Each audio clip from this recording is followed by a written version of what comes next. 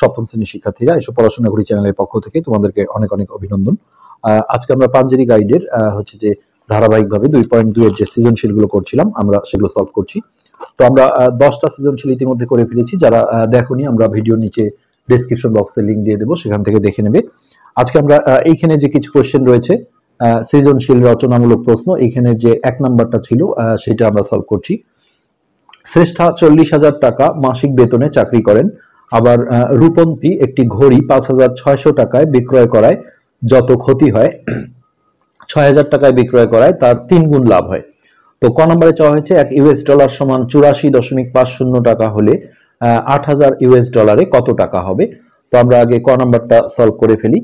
হ্যাঁ, এখানে কত টাকা হবে বলেছে, সো টাকাটাকে ডানে ফেলে সাজাতে হবে, অর্থাৎ আমরা এইভাবে লিখবো 1 ইউএস, আমেরিকান ডলারকে ইউএস ডলার বলে, 1 ইউএস ডলার সমান হচ্ছে 84.50 টাকা। তো এখান থেকে এই যে 8,000 ইউএস ডলার চাওয়া হয়েছে, আমরা এটা বের করে দেব। হ্যাঁ, 8,000 ইউএস ডলার সমান, তো একের নিচে কোনো সংখ্যা বের করলে এটা সিম্পলি গুণ করতে হয়, আর গুণনের সময় আমরা যে কোনো একটা আগে লিখতে পারি, এটা সমস্যা না। তো 8,000 গুণন 84.50 টাকা। তো এটা আমরা রাফে যদি গুণ করে নিই তাহলে দেখো 8,000, এটা একটা টেকনিক আছে, আমরা এই 84টা উপরে রাখি 84.50, কারণ শূন্যের গুণন আসলে করতে হয় না। এই যে 8,000-এর যে 3টা শূন্য আছে, হ্যাঁ, এগুলো আমরা ঢেকে নেব, এগুলো গুণ করব না, জাস্ট আমরা 8 দিয়ে গুণ করব। 8 শূন্য শূন্য, 50টা 40-এর শূন্য, হাতে 4, 4-8টা 32, 33, 34, 35, 36-এর 6, হাতে 3, 8-টা 64, 65, 66, 67। তারপরে এইখানে যে 3টা শূন্য ছিল এগুলো আমরা বসিয়ে দেব 1 2 3। তারপর এটা ডান দিক থেকে ঘর গুণে দশমিক দেব 1 2 1 2, তাহলে লাস্টে দশমিক পড়লে এই শূন্যগুলো ছেড়ে দিতে হয়, অর্থাৎ 1 2 3। হ্যাঁ, এই 3টা শূন্য আমাদের থাকবে এখানে 6 7 6 1 2 3, এত টাকা। হ্যাঁ, এই 8,000 ডলারে হচ্ছে যে আমাদের এত টাকা, এবং সিম্পলি এটাই কিন্তু আমাদের ক নাম্বারের অ্যান্সার। 6 একক দশক শতক হাজার অযুত 6,76,000 টাকা। তো এটাই হলো আমাদের ক নাম্বারের উত্তর। নেক্সট আমরা খ নাম্বারে ঢুকছি। খ নাম্বারে যেটা বলা হয়েছে, শ্রেষ্ঠার মাসিক আয়ের প্রথম 2,50,000 টাকার আয়কর শূন্য, পরবর্তী টাকার উপর আয়করের হার 10 টাকা হলে তাকে কত টাকা আয়কর দিতে হবে। তো অনুশীলনীতে আমরা এরকম অঙ্ক করেছি। তো এটা প্রথমে যেটা করতে হয় যে আয়করটা যেহেতু বছরের আয়ের হিসাবে হয়, যার কারণে এখানে মাসিক যে বেতনটা দেওয়া আছে এখান থেকে বছরের বেতনটা বের করে আনতে হয়। তো আমরা এইভাবে লিখি যে শ্রেষ্ঠার 1 মাসের বেতন, তো 1 মাসের বেতন ছিল তার 40,000 টাকা, 40,000 টাকা। তো বছর বলতে 12 মাসে বের করতে হবে, তাহলে শ্রেষ্ঠার হচ্ছে যে 12 মাসের বেতন, এটাকে আমরা 12 দিয়ে আগে গুণ করে নেব, গুণন 12 টাকা। তো এটা 12 দিয়ে একবারই গুণ করা যায়, প্রথমে 4টা শূন্য বসিয়ে দেব, 1 2 3 4, আর এটা 4 12 48, অর্থাৎ এই টাকাটা আসবে একক দশক শতক হাজার ও 4,80,000 টাকা। তো এখন আয়করের ক্ষেত্রে যেটা হয় যে এই পুরো টাকার উপর যদি কর দেওয়া হয় তাহলে অনেক বড় অ্যামাউন্টের একটা টাকা চলে যায়, যেহেতু মানুষ নিজেই আয় করে তারপরেও সরকারকে দিতে হয়। যার কারণে আয়করের ক্ষেত্রে এটা একটা নিয়ম আছে যে কিছুটা ফ্রি করে দেওয়া হয়। 2,50,000 টাকা কোনো আয়কর দিতে হবে না। তো তাকে কত টাকার আয়কর দিতে হবে, এখান থেকে আমরা 2,50,000 যদি বিয়োগ দিই, হ্যাঁ সেটাই তো, এটাকে বলা হয় করযোগ্য টাকার পরিমাণ, অথবা তোমরা তাকে আয়কর দিতে হবে এই কথাটা লিখেও বিয়োগটা করতে পারো। করযোগ্য টাকার পরিমাণ, তো এটা লিখে আমরা এই 4,80,000 থেকে 1 2 3 2,50,000 বিয়োগ দিয়ে দেবো। 2,50,000 1 2 3 একক দশক শতক হাজার অযুত লক্ষ। তো এইটা আমরা বিয়োগ করে নিতে হবে ঠান্ডা মাথায়। প্রথমে 3টা শূন্য আমরা দিয়ে দিলাম, তারপর এই শূন্য আর এই শূন্য 4টা শূন্যই বসে যাবে, তারপর 5 আছে 8 হবে, এটা 3, আর 2 আছে 4 হবে 2, একক দশক শতক হাজার অযুত লক্ষ, অর্থাৎ 2,30,000। আমরা আর একটু চেক করে নিই, 4,80,000 ছিল, আর এটা ছিল 2,00,000 50,000। তো এটা আমরা বিয়োগ করেছি 0,000,053, হ্যাঁ ঠিক আছে। এই টাকায় তাকে হচ্ছে 10% হারে কর দিতে হবে। এখন আমরা বলবো যে 100 টাকায় কর দিতে হবে, কর দিতে হয় 10 টাকা। তারপরে প্রথমে 1 টাকায় বের করব, 1 টাকায় কর দিতে হয় 10/100 টাকা। এরপরে এই টাকাটা আমরা এখানে বসিয়ে দেব যে 2,30,000, 1 2 3 এত টাকায় কর দিতে হয়, এটা উপরে বসবে অর্থাৎ 2,30,000 আর নিচে ছিল 100। তো এখানে আমরা জাস্ট দুইটা শূন্য যদি কেটে দেই তাহলে হয়ে যায়। এখানে এখন আমরা এই সংখ্যাটা আর 10 যদি গুণ করি তাহলে 2 3 আর এদিকে দুইটা শূন্য, 2 3 দুইটা শূন্য, তার সাথে এই শূন্যটা এসে বসে যাবে একক দশক শতক হাজার, অর্থাৎ 23,000 টাকা হচ্ছে যে তাকে আয়কর দিতে হবে। এটা হচ্ছে আমাদের খ নম্বরের অ্যান্সার। তো আমরা এখানে একটু দেখে নিচ্ছি, সেটা হচ্ছে যে আমাদের উত্তরমালার সাথে মেলেনি, আমরা একটু চেক করে নেব। 48,000 করযোগ্য টাকার পরিমাণ ছিল, এটা থেকে 2,50,000, তাহলে 100 টাকায় কর দিতে হয় 10 টাকা, তাহলে 10/100 গুণন 2,30,000। তো এটা উত্তরমালায় আছে 28,000 টাকা। আমরা একটু দেখে নিই। আমরা আসলে আন্তরিকভাবে দুঃখিত যে আমাদের আসলে অনুশীলনীর অঙ্কটায় 2,50,000 টাকার আয়কর শূন্য ছিল, কিন্তু এখানে আমিও খেয়াল করিনি 2 লক্ষ টাকার আয়কর শূন্য দেওয়া হয়েছে, অর্থাৎ এখানে 50,000 নেওয়া যাবে না, শুধু 2 লাখ মাইনাস করে দিতে হবে। তো এখান থেকে আমরা যদি 2 লাখ মাইনাস করে দিই তাহলে আমাদের যেটা হবে এটা হচ্ছে যে 28 আসবে এই জায়গাটায়, একক দশক শতক হাজার অযুত লক্ষ, অর্থাৎ 2,80,000 টাকা হবে আমাদের বিয়োগ ফলটা। আমরা দুঃখিত আসলে, 2,80,000 টাকা, এই টাকাটার উপরে তাকে কর দিতে হবে।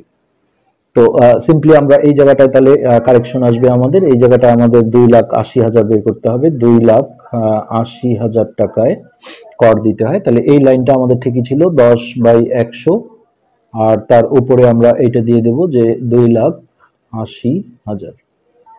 এখানে আমরা দুটো শূন্য কেটে দিয়ে হ্যাঁ এখন ঠিক আছে, 2,800 তার সাথে আর একটা শূন্য, 2,800 এর সাথে 10 গুণ করে দিলে এই 28,000 টাকা আসবে আমাদের হচ্ছে যে অ্যান্সার। এটা আমাদের খ নম্বরের উত্তর হয়ে গেল। তো এরপর আমরা গ নম্বরটায় ঢুকছি। যদি রূপন্তী ঘড়িটি 7,000 টাকায় বিক্রয় করতে পারতো তবে শতকরা কত লাভ বা ক্ষতি হতো। তো উদ্দীপকে আমরা আসি যে রূপন্তী একটি ঘড়ি 5,600 টাকায় বিক্রয় করায় যত ক্ষতি হয় 6,000 টাকায় বিক্রয় করায় তার 3 গুণ লাভ হয়।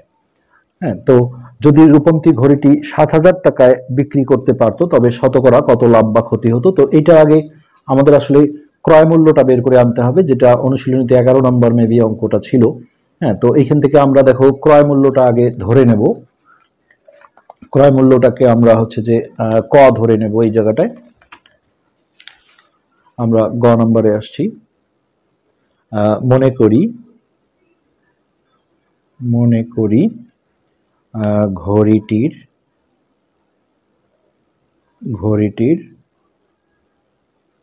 ক্রয় মূল্য ক টাকা। তো এরপরে যেটা করতে হবে, এখানে যেটা বলা হয়েছিল যে 5,600 টাকায় বিক্রয় করায় যত ক্ষতি হয়, তাহলে কত ক্ষতি হয় আমরা সেটা আগে বের করে নেব। 5,600 টাকায় বিক্রয় করায় বা বিক্রয় করে ক্ষতি হয়, এই জায়গাটা আমরা ক্ষতির সূত্র অ্যাপ্লাই করব, ক্রয় মূল্য বিয়োগ বিক্রয় মূল্য, অর্থাৎ ক বিয়োগ 5,600 টাকা। তো এটা গেল। এরপরে আমরা এই জায়গাটায় আসবো যে 6,000 টাকায় বিক্রয় করলে লাভ হয় 6,000, এটা একটা বিক্রয় মূল্য, 6,000 টাকায় বিক্রয় করে লাভ হয়। তো এই লাভের সূত্র এখন হচ্ছে বিক্রয় মূল্য বিয়োগ ক্রয় মূল্য, অর্থাৎ 6,000 বিয়োগ ক টাকা। এটা উল্টাটা করলে কিন্তু হবে না, আমি যদি এখানে ক আগে দিই অথবা এখানে এটা আগে দিই তাহলে হবে না, সূত্র অনুযায়ী করতে হবে। এরপর আমরা যেহেতু ক ধরা অঙ্ক, একটা সমীকরণ গঠন করব প্রশ্ন মতে। তো এক পাশে আমরা এই ক্ষতিটা রাখবো, অর্থাৎ ক বিয়োগ 5,600, মাঝে আমরা সমান চিহ্ন দিয়ে এক পাশে এই লাভটা বসাবো। ৬,০০০ বিয়োগ ক। তো উদ্দীপকে এখানে একটা কথা বলা হয়েছিল যে যত ক্ষতি হয় ৬,০০০ টাকায় বিক্রয় করলে তার ৩ গুণ লাভ হয়। তার বলতে কার? ক্ষতির। তাহলে এই গুণনটা ৩ দিয়ে গুণনটা কিন্তু ক্ষতিকে দিতে হবে, লাভকে দিলে অঙ্ক হবে না। যেহেতু বলা হয়েছে যে তার ৩ গুণ লাভ হয়, তার বলতে ওই আগে যেটা ক্ষতির কথা বললো সেই ক্ষতির ৩ গুণ, তাহলে এইটা হলো আমাদের ক্ষতি, গুণনটা কিন্তু একেই দিতে হবে ৩ দিয়ে। এবার আমরা এই ক্যালকুলেশন করব, সমাধান করব। ৩ দিয়ে গুণ করলে এটা হবে ৩ ক মাইনাস এটাও গুণ পাবে ৩ শূন্য শূন্য ৩ শূন্য শূন্য ৩ ছয় ১৮ ৮ হাতে ১ ৩ ৫ ১৫ আর ১ ১৬, আর এই পাশটা আমরা এইভাবেই রাখলাম ৬,০০০ বিয়োগ ক। এখন এই মাইনাস কটাকে আমরা এই পাশে নিয়ে আসবো প্লাস করে, অর্থাৎ ৩ ক প্লাস ক, আর এটাকে আমরা ওই পারে প্লাস করে দেব, অর্থাৎ ডানের এইটা আগে লিখে ফেললাম যে ৬,০০০ যোগ ১৬,৮০০। তারপর আমরা এই সাইডটা যোগ করলে ৪টা ক হবে, ৩টা ক আর একটা ক মিলে ৪ ক, আর এইটা আমরা যোগ করে দিই ০ ০ আর ৮ আর ০, এটা ৮, ৬ ৬ ১২, ২ হাতে ১ ১ আর ১ ২।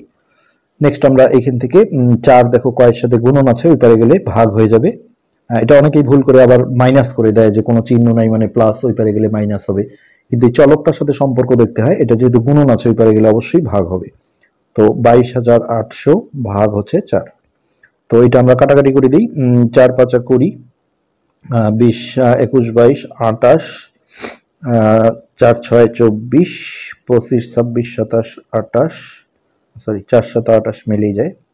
তোমরা ৪ দিয়ে ভাগ করে নেবে, ৪ ৫ ২০, ২০ ২১ ২২ ২ ৪ ৭ ২৮ আর ২টা শূন্য। তো এটা হচ্ছে আমাদের ক্রয়ের মান বের হয়ে গেল, এবং কটাকে আমরা দেখো ক্রয় মূল্য ধরেছিলাম। তো এইটা নরমালি আসলে গ নম্বরটা হিসেবে বড়ই হয়ে গেছে, অঙ্কটা এখনো শেষ হয়নি। হ্যাঁ, ক্রয় মূল্য হচ্ছে আমাদের এই ৫,৭০০ টাকা। এখন দেখো এই গ নম্বর কোশ্চেনে ঘড়িটার আরেকটা বিক্রয় মূল্য দেওয়া হয়েছে, এখান থেকে শতকরা লাভ ক্ষতি চাওয়া হয়েছে। তো এখন আমরা হচ্ছে যে পেজটা একটু আমরা উল্টে নিই। আমরা ক্রয় মূল্য পেলাম ৫,৭০০ টাকা, ৫,৭০০ টাকা।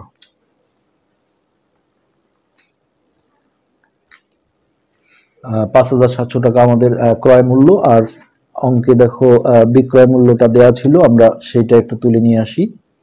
দেওয়া আছে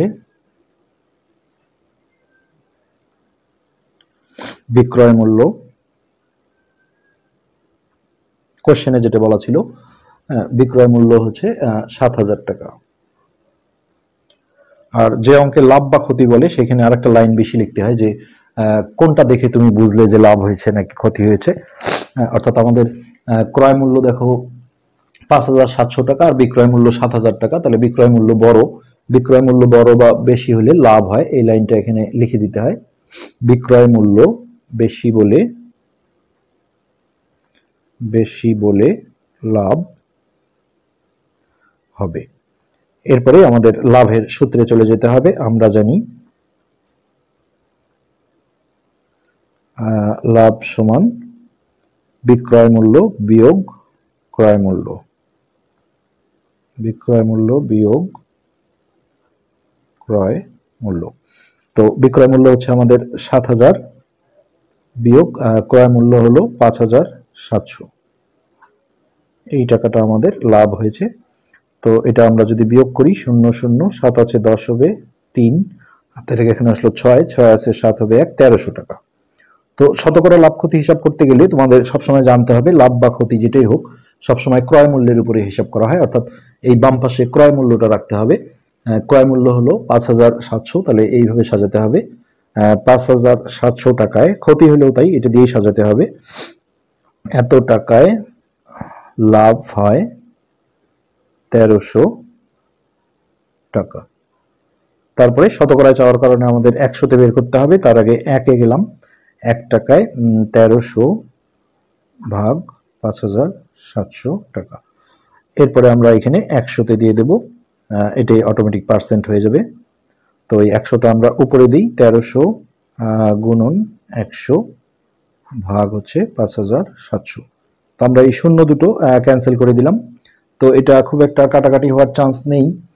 এখন আমরা এটাকে হচ্ছে মিশ্র ভগ্নাংশে প্রকাশ করে দেব, যেটা সমস্ত করে দিতে হবে। তো 57 দিয়ে আমরা 1300-কে যদি ভাগ দেই, তাহলে প্রথমে দেখো 2 বার যাবে এইটুক। 7 দুগুণে 14, 4 হাতে 1, 5 দুগুণে 10 আর 1 11, এটা বিয়োগ করলে 6, হাতের 1 এখানে আসলো 2, 2 আছে 3 হবে 1, তারপরে আমরা এই শূন্যটা কেটে নিলাম। এরপর 3 বারে বড় হয়ে যায়, আবারও 2 বার, 114। তো এটা হচ্ছে 6, হাতের 1 এখানে আসলো 2, 4, তারপরে আমরা এটা মিশ্র ভগ্নাংশ অর্থাৎ সমস্ত করে দেব। সেক্ষেত্রে এই ভাজকটা কিন্তু নিচে যায়, অর্থাৎ এখানে প্রকৃত ভগ্নাংশ হতে হয়, আর অবশিষ্ট যেটা ভাগশেষ সেটা উপরে চলে যায়। তো এখানে আমরা সরাসরি লিখে দিই 22 সমস্ত 46/57। এইখানে আমরা টাকা লিখবো, বাট উত্তরে অবশ্যই তোমাকে পার্সেন্ট দিতে হবে, এবং লাভ হলো না ক্ষতি হলো সেই কথাটাও লাভ ক্ষতির ক্ষেত্রে লিখে দিতে হয়। তো লাভ 22 সমস্ত 46/57%। এটাই আমাদের গ নাম্বারের অ্যান্সার। তো আজকের পার্ট এই পর্যন্তই। যারা চ্যানেলটা সাবস্ক্রাইব করোনি, আমরা বারবার রিকোয়েস্ট করবো সাবস্ক্রাইব করতে। আজকে পর্যন্তই, ধন্যবাদ।